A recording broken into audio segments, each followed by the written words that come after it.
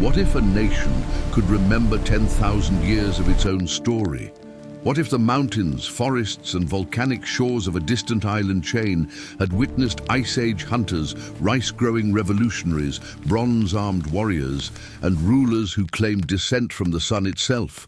Japan today is often imagined through images of samurai swords, cherry blossoms, and glowing city skylines.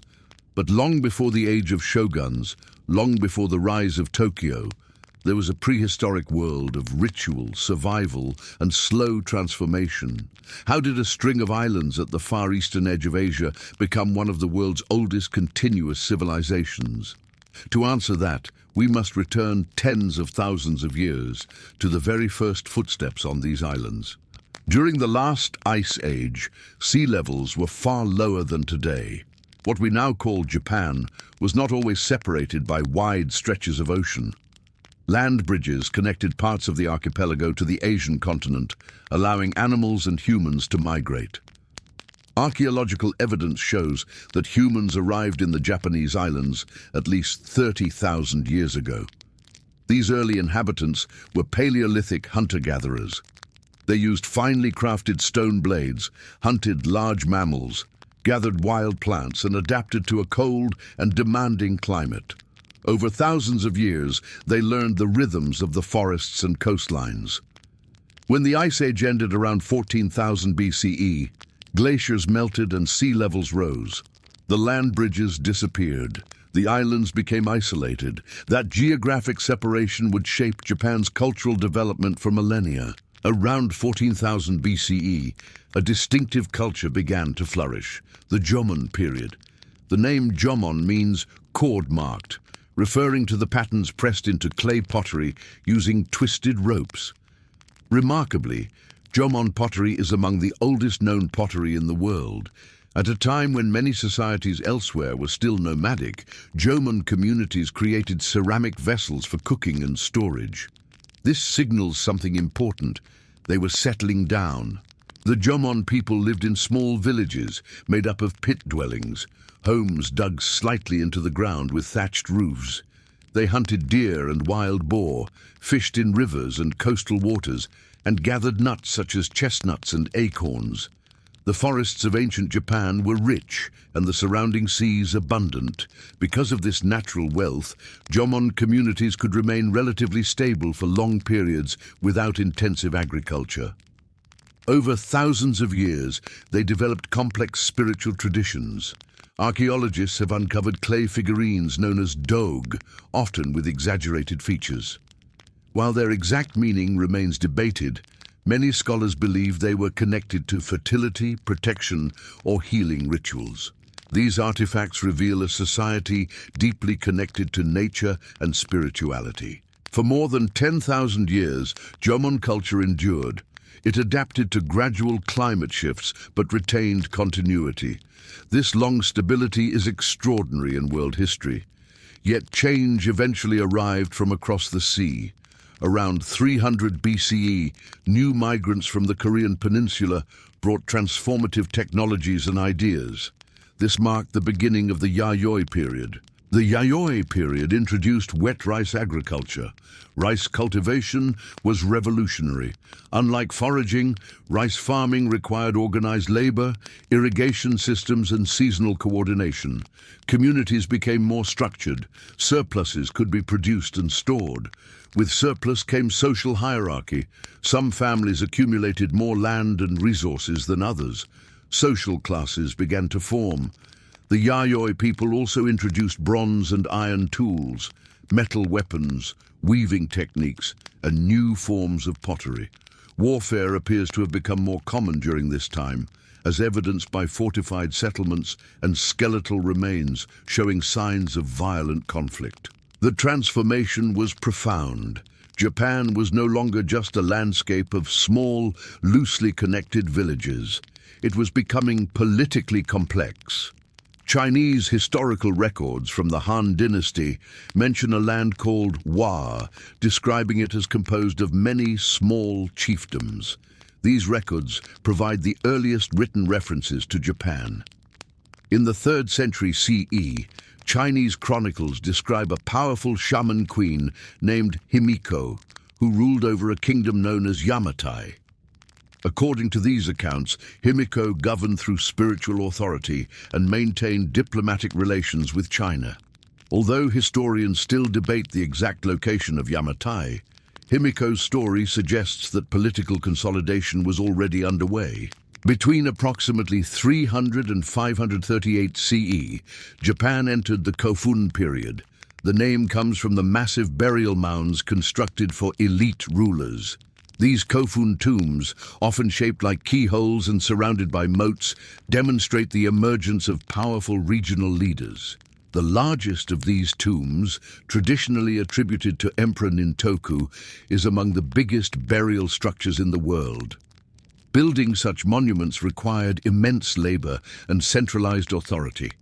This indicates that a dominant ruling clan had risen to prominence. That clan was the Yamato.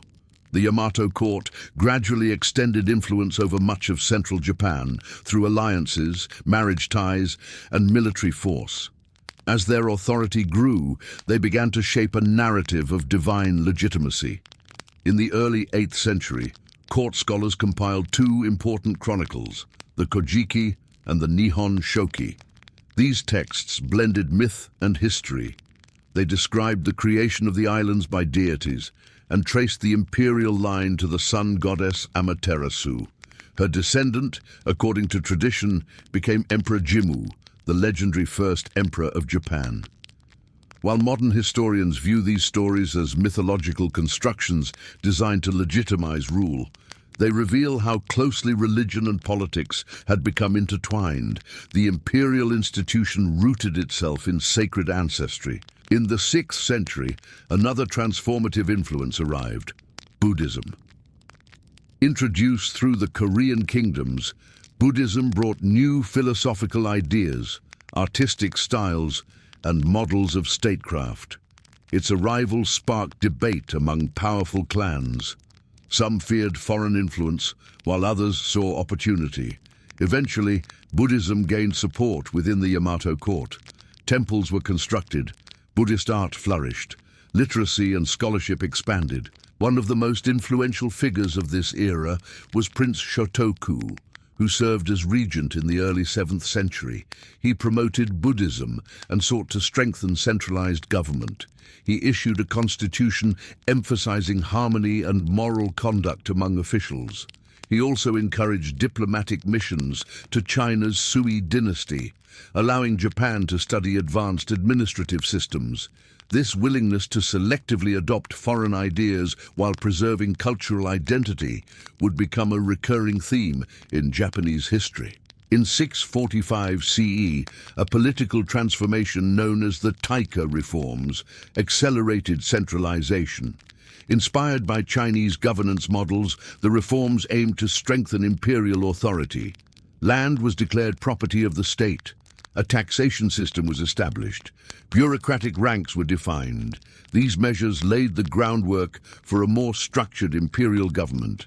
Japan was transitioning from a loose federation of clans into a centralized state. By the late 7th century, the imperial court had adopted Chinese-style legal codes, embraced Buddhism as a state religion, and implemented a writing system based on Chinese characters.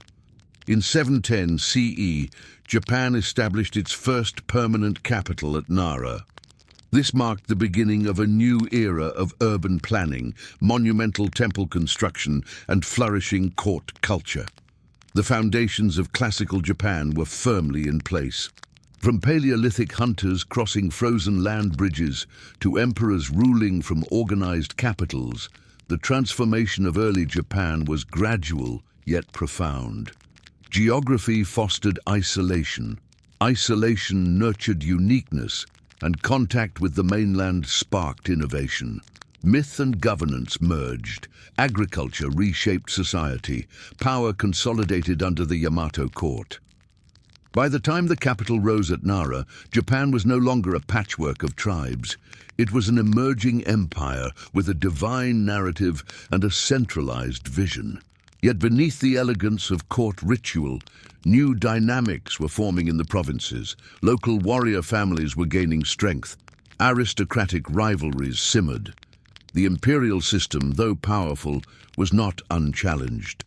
In the next chapter of our journey, we will witness the brilliance of the Nara and Heian courts, the flowering of classical Japanese culture, and the dramatic rise of the samurai who would eventually reshape the nation. As the capital rose at Nara in 710 CE, Japan entered a new age, an age of written law, monumental temples, and imperial ambition. For the first time, the court ruled from a permanent, carefully planned city modeled after Chinese capitals. Wide avenues, palace compounds, and grand Buddhist temples symbolized a confident state. Yet even as imperial authority appeared strong, powerful aristocratic families and distant provincial warriors were quietly reshaping the balance of power.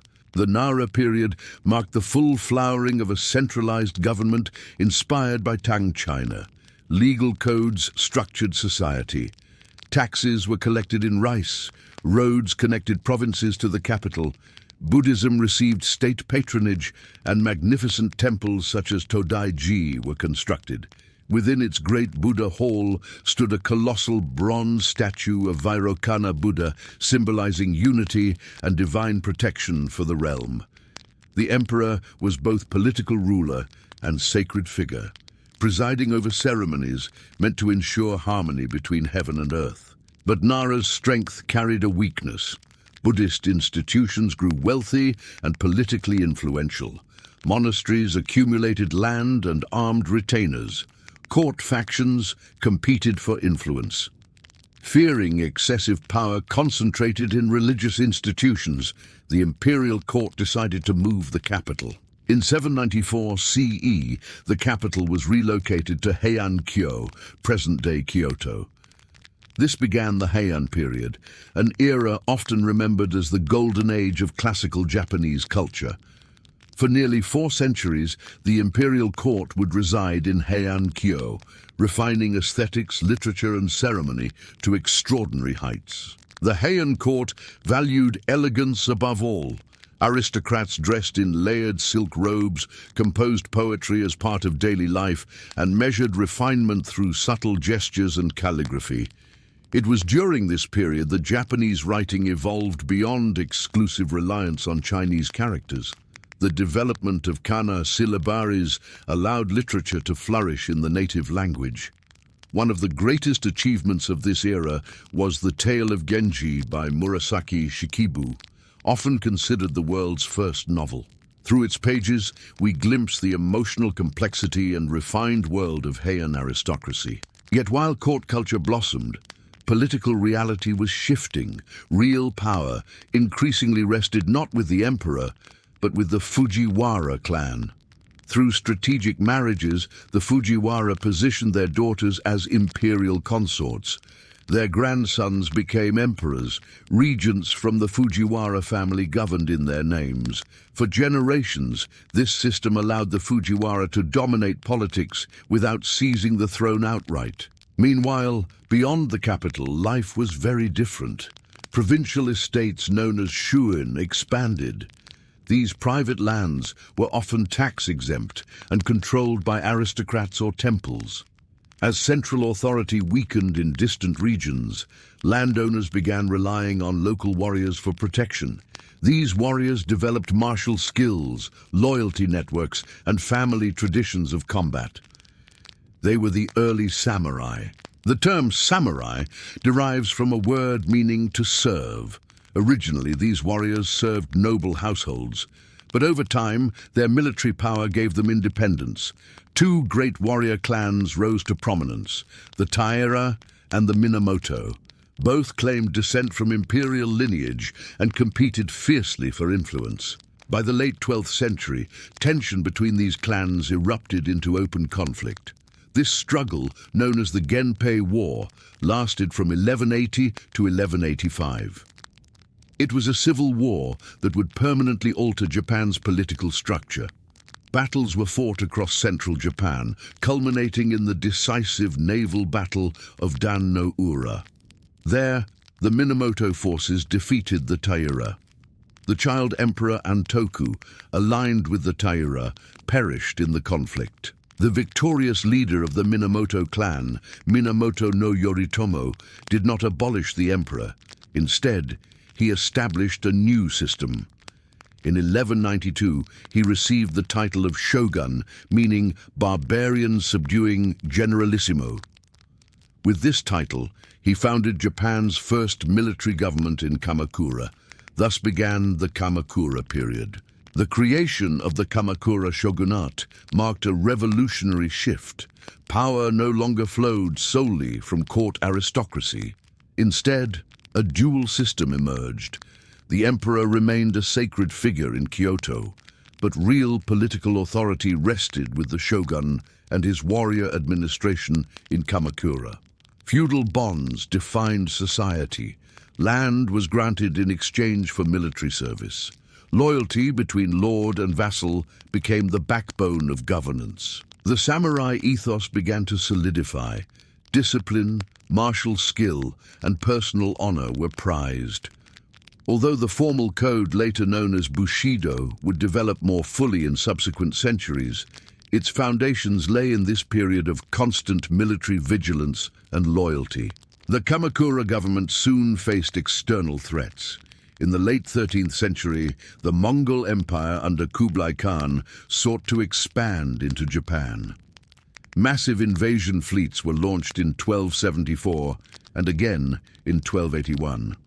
Samurai warriors fought fiercely against Mongol forces, equipped with advanced weaponry and coordinated tactics unfamiliar to Japanese fighters.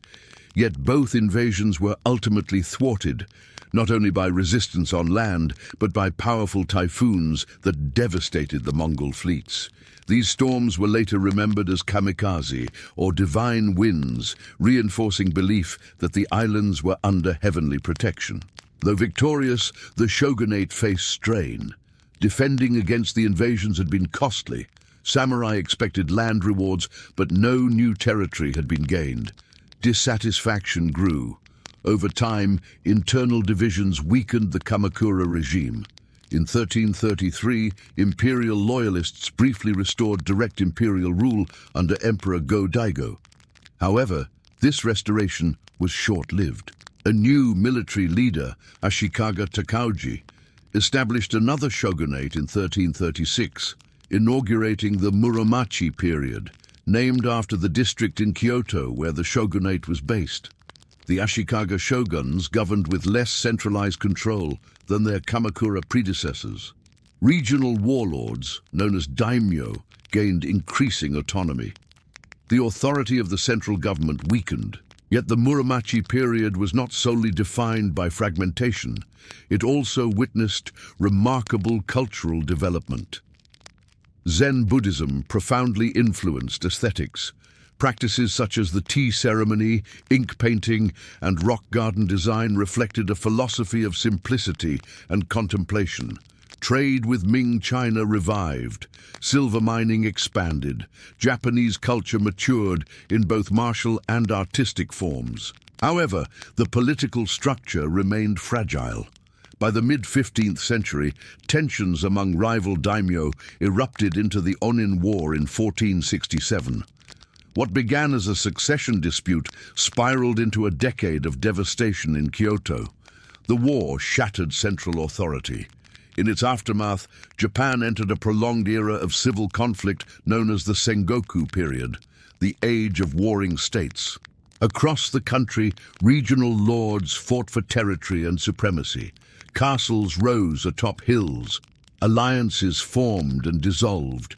Peasant uprisings challenged local authority. The old order had fractured. Japan was no longer unified under a stable shogunate. Instead, it became a mosaic of competing domains, each ruled by ambitious warlords seeking dominance. By the end of the 15th century, the elegant world of the Heian court seemed distant. The refined poetry and layered silks of aristocrats had given way to armored warriors and fortified strongholds. Yet this chaos would set the stage for dramatic unification. From the fires of civil war would emerge leaders capable of reshaping the nation once again. In Part 3, we will enter the heart of the Sengoku Age. We will witness the rise of towering figures such as Oda Nobunaga, Toyotomi Hideyoshi, and Tokugawa Ieyasu, men who would bring an end to centuries of fragmentation and lay the foundation for a new era of peace and isolation. By the late 15th century, Japan was no longer governed by a strong central authority. The shogunate in Kyoto had weakened, the emperor held only ceremonial power, and regional warlords ruled their domains like independent kingdoms. The devastation of the Onin War had reduced much of Kyoto to ashes and shattered what remained of national unity. What followed was one of the most dramatic and violent chapters in Japanese history, the Sengoku period, the age of warring states. For over a century, from the mid-1400s to the early 1600s, Japan was engulfed in near-constant civil war. Hideyoshi proved to be both a skilled commander and a master politician. Through diplomacy, strategic marriages, and military campaigns, he gradually brought rival daimyo under his authority. By 1590, after defeating the powerful Hojo clan in eastern Japan, he had effectively unified the country. Hideyoshi introduced sweeping reforms. He conducted nationwide land surveys to assess agricultural production and ensure efficient taxation. He issued a sword hunt, confiscating weapons from peasants to prevent uprisings and solidify the distinction between warriors and commoners. This reinforced a rigid social hierarchy, samurai at the top, followed by farmers, artisans, and merchants. He also regulated Christian missionary activity, initially tolerating it, but later restricting it as he grew wary of foreign influence. Concerned about European colonial ambitions in Asia, Hideyoshi sought to assert Japan's power abroad. In 1592 and again in 1597, he launched invasions of Korea with the ultimate goal of reaching China. These campaigns were costly and ultimately unsuccessful. When Hideyoshi died in 1598, Japanese forces withdrew. His death left a power vacuum. Hideyoshi's heir was still a child. A council of regents governed temporarily, but rivalry soon emerged among them. The most powerful of these regents was Tokugawa Ieyasu. Tokugawa Ieyasu had long been a patient and calculating leader. Having allied with both Nobunaga and Hideyoshi at different times, he carefully preserved his strength while others exhausted theirs. Tensions culminated in the decisive Battle of Sekigahara in 1600. This battle pitted Eastern forces loyal to Ieyasu against Western forces aligned with rivals seeking to dominate the regency. Sekigahara was one of the largest battles ever fought on Japanese soil. After a day of intense combat and crucial defections that shifted momentum, Ieyasu emerged victorious. His triumph effectively determined the future of Japan. In 1603, Ieyasu was appointed shogun by the emperor. He established his military government in Edo, a small fishing village that would later become Tokyo. Thus began the Edo period, also known as the Tokugawa period. The Tokugawa shogunate would rule Japan for more than 250 years. Determined to prevent a return to chaos, Ieyasu and his successors implemented strict political controls. Daimyo were required to alternate residence between their domains and Edo, leaving family members there as virtual hostages. This system, known as Sankin Kotai, reduced the likelihood of rebellion while stimulating economic activity along travel routes. Foreign relations were also tightly regulated. Concerned about the spread of Christianity and the threat of European colonization, the shogunate gradually restricted foreign trade and banned Christianity. By the 1630s, Japan adopted a policy often described as sakoku, or closed country. While not completely isolated, limited trade continued with Dutch and Chinese merchants at Nagasaki. Japan largely sealed itself off from most foreign contact. The long peace of the Edo period allowed society to stabilize. Samurai transitioned from battlefield warriors to bureaucrats and administrators. Cities grew. Commerce expanded. A vibrant urban culture flourished in places like Edo, Osaka, and Kyoto. Kabuki theater, ukiyo-e, woodblock prints, and popular literature reflected the tastes of a rising merchant class. Yet this peace was built upon rigid social order and careful control. Beneath the surface, economic and social changes were slowly reshaping the country. The samurai class, though honored, often struggled financially. Merchants, officially low in status, accumulated wealth. Rural unrest occasionally erupted. The Sengoku era had ended. Japan was unified under Tokugawa rule, but the isolation that preserved peace would eventually create new vulnerabilities. Beyond the seas, powerful industrial nations were expanding their reach. In the centuries ahead, Japan would once again face transformative external pressure. In Part 4, we will explore the height of Tokugawa society, the arrival of Western gunboats, the dramatic fall of the shogunate, and the astonishing modernization of Japan during the Meiji Restoration, an era that propelled the nation from feudal isolation to global power in a single generation. For more than 2.5 centuries, Japan knew peace. After the chaos of the Sengoku Wars and the decisive victory of Tokugawa Ieyasu at Sekigahara, the country entered a long era of stability under the Tokugawa shogunate. From 1603 onward, the Edo period reshaped Japanese society in profound ways. The capital of power shifted to Edo, a once modest fishing village that grew into one of the largest cities in the world. While the emperor remained in Kyoto as a sacred figure, real political authority rested with the shogun and his military government. The Tokugawa system was carefully designed to prevent rebellion. Daimyo were required to spend every other year in Edo under the Sankin-kotai system, leaving their families there when they returned to their domains. This policy drained resources from regional lords and ensured loyalty. Castles were regulated. Large-scale warfare disappeared. Samurai, once warriors on horseback, became administrators, scholars, and officials. Society was divided into formal classes. Samurai at the top, followed by farmers, artisans, and merchants. This hierarchy reflected Confucian ideals of order and duty, yet reality was more complex. Over time, merchants, though officially low in status, became increasingly wealthy due to expanding trade and urban markets. Meanwhile, many samurai, reliant on fixed stipends, fell into debt. The Tokugawa government also enforced foreign policy restrictions known as sakoku.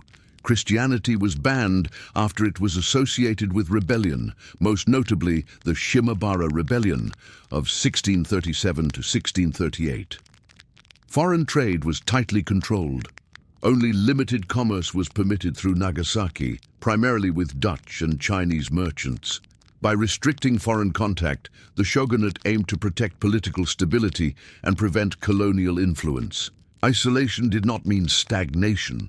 During the Edo period, Japan experienced significant cultural growth. Literacy rates rose, education spread through temple schools, urban culture flourished. Kabuki theater attracted enthusiastic audiences. Woodblock prints known as ukiyo-e captured scenes of actors, courtesans, and landscapes. One of the most iconic artists of this era was Katsushika Hokusai, whose print, The Great Wave off Kanagawa, would later become globally recognized. Intellectual life expanded as well. Scholars studied Confucian philosophy, native Shinto traditions, and even Western science through limited Dutch texts in a field known as rangaku, or Dutch learning. Although the country was largely closed, knowledge still filtered through narrow channels. For over 250 years, this balance held. But the world beyond Japan was changing rapidly. Industrialization was transforming Western nations. Steam-powered ships crossed oceans. Colonial empires expanded across Asia. By the mid-19th century, isolation became increasingly difficult to maintain. In 1853, American naval officer Commodore Matthew Perry arrived in Edo Bay with a fleet of steam-powered warships. His black-hulled vessels, belching smoke, represented a technological force Japan could not ignore. Perry demanded that Japan open its ports to American ships for trade and resupply. The Tokugawa shogunate faced a dilemma: resist and risk military defeat, or comply and undermine centuries of isolation. In 1854, Japan signed the Treaty of Kanagawa, opening limited ports to the United States. Soon afterward, similar treaties were signed with European powers. These agreements, often called unequal treaties, granted foreign nations favorable trade terms and extraterritorial rights. The impact was explosive.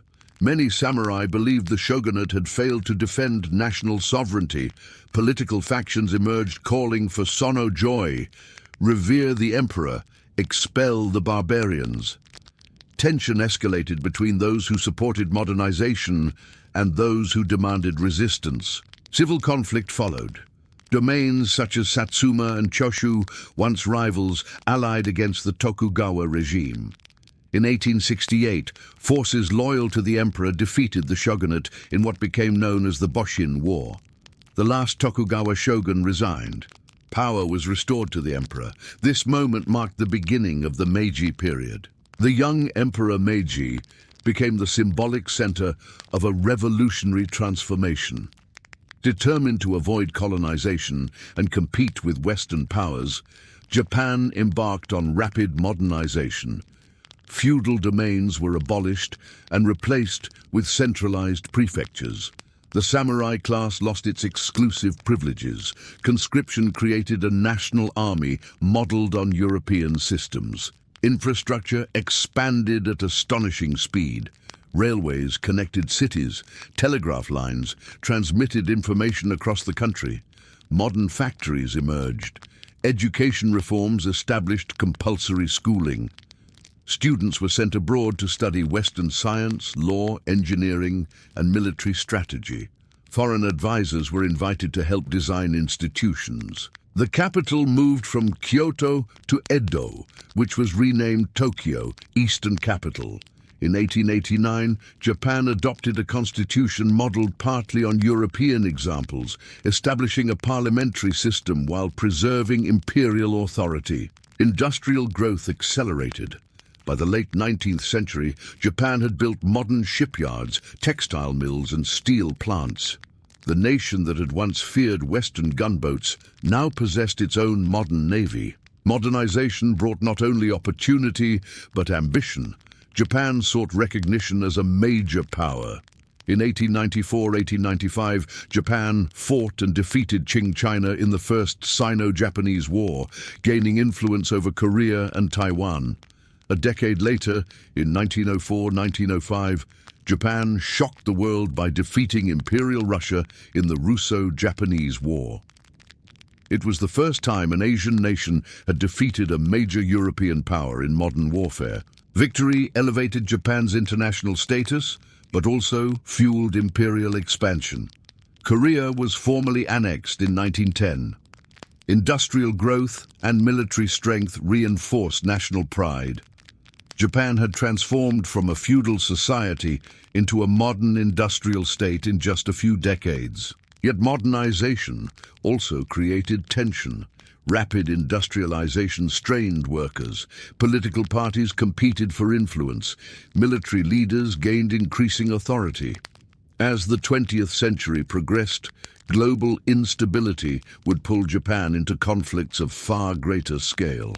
The isolation of the Tokugawa era had ended in shock. The Meiji Restoration had propelled Japan into the modern world with extraordinary speed. But modernization brought new choices about power, identity, and empire. In Part 5, we will explore Japan's path through the 20th century.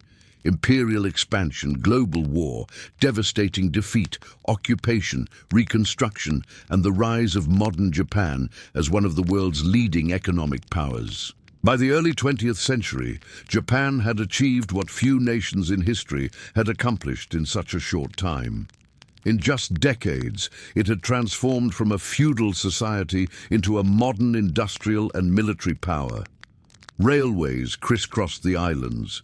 Factories roared with production. A constitution and parliament operated alongside imperial authority. Victories in the First Sino-Japanese War and the Russo-Japanese War had elevated Japan onto the global stage. But with recognition came ambition, and with ambition came risk. In 1912, Emperor Meiji died, marking the end of the Meiji period. His successor, Emperor Taisho, presided over a period of political experimentation often called Taisho democracy. Political parties gained influence, and Japan participated alongside Allied powers in World War I, primarily by seizing German territories in Asia. The war strengthened Japan's industrial economy as demand for manufactured goods surged. However, the post-war global order brought challenges. Economic instability, social unrest, and dissatisfaction with international agreements created tension. The global Great Depression in 1929 hit Japan hard. Exports collapsed. Rural poverty deepened. Many citizens lost faith in party politics.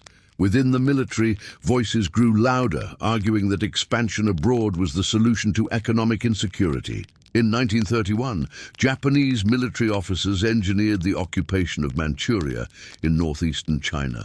The civilian government struggled to restrain the army.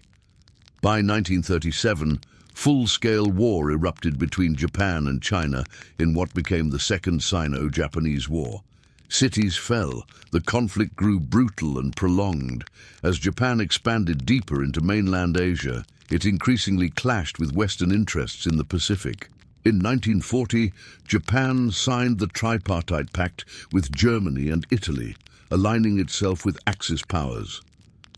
Tensions with the United States intensified, especially over oil supplies and territorial expansion. Diplomatic negotiations failed. On December 7, 1941, Japanese forces launched a surprise attack on the U.S. Pacific Fleet at Pearl Harbor in Hawaii. The strike was tactically successful, but strategically transformative. The United States declared war. The Pacific War began. During the early months of the conflict, Japan rapidly expanded across Southeast Asia and the Pacific. However, industrial capacity favored the United States. Battles such as Midway in 1942 shifted momentum. Over the next 3 years, Allied forces pushed steadily closer to Japan's home islands. By 1945, Japanese cities faced relentless air raids. On August 6, 1945, the United States dropped an atomic bomb on Hiroshima.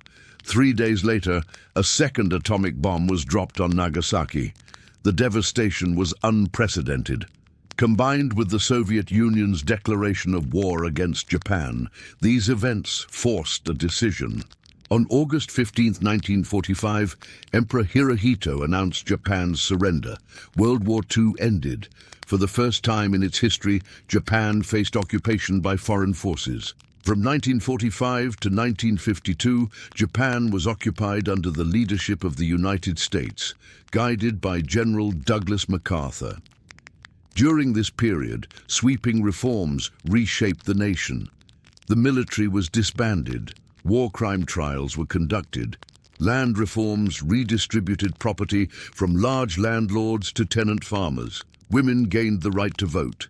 In 1947, Japan adopted a new constitution. Sovereignty resided with the people rather than the emperor.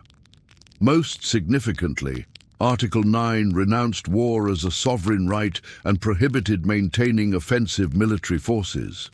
The emperor remained as a symbolic figurehead, but political power rested in a parliamentary democracy. The post-war years were difficult. Cities lay in ruins, industry had collapsed, food shortages were severe, yet recovery began faster than many expected. The Korean War, beginning in 1950, created demand for Japanese goods and services. American investment and domestic reforms stimulated growth. What followed is often called the Japanese economic miracle. Throughout the 1950s, 1960s, and 1970s, Japan experienced extraordinary economic expansion.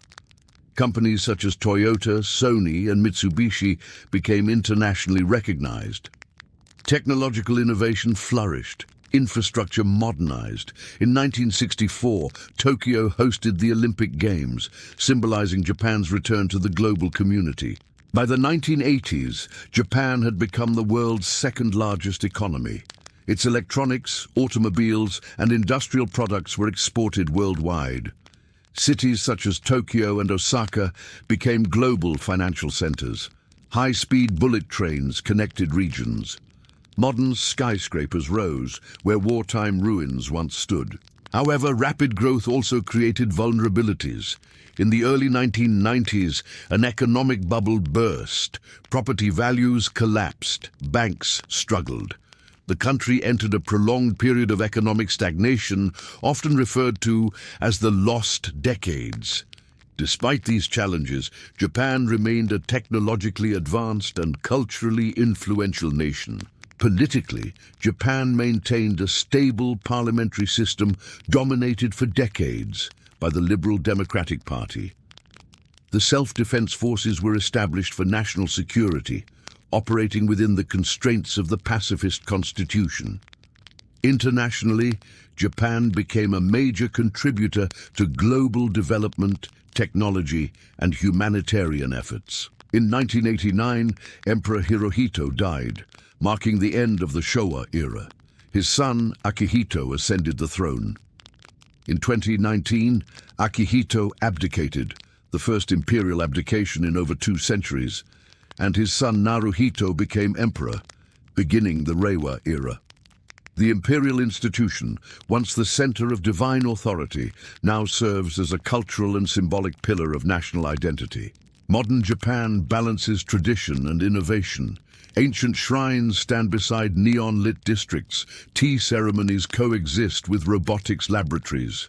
Manga, anime, and pop culture influence global entertainment. Bullet trains glide past rice fields cultivated for centuries.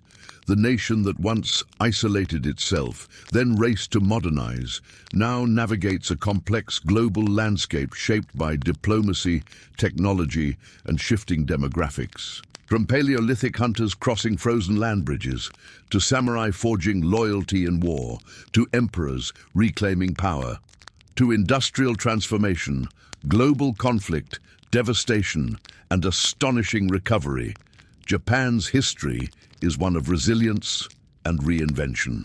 It is a story of adaptation without surrendering identity, of learning from the outside world while preserving internal continuity, of enduring catastrophe and rising again. And perhaps that is the most remarkable thread running through more than 30,000 years of history. Japan has never remained the same for long, yet it has never ceased to be itself. This concludes the entire history of Japan. Thank you for joining me on this journey through more than 10,000 years of Japanese history. From the first settlers of the ancient islands to the rise of emperors, the age of the samurai, the shock of modernity, and the resilience of a nation reborn. History is more than dates and battles. It is the story of human choices, struggles, innovation, and identity. Japan's story reminds us that civilizations can fall, rebuild, adapt, and rise again, stronger, wiser, and transformed. If you found this documentary valuable, please support the channel by liking the video, subscribing, and sharing it with others who love history. Your support helps keep deep, fact-based storytelling alive. Let me know in the comments which country or civilization you would like us to explore next. Until our next journey into the past, thank you for watching, and may your curiosity always lead you forward.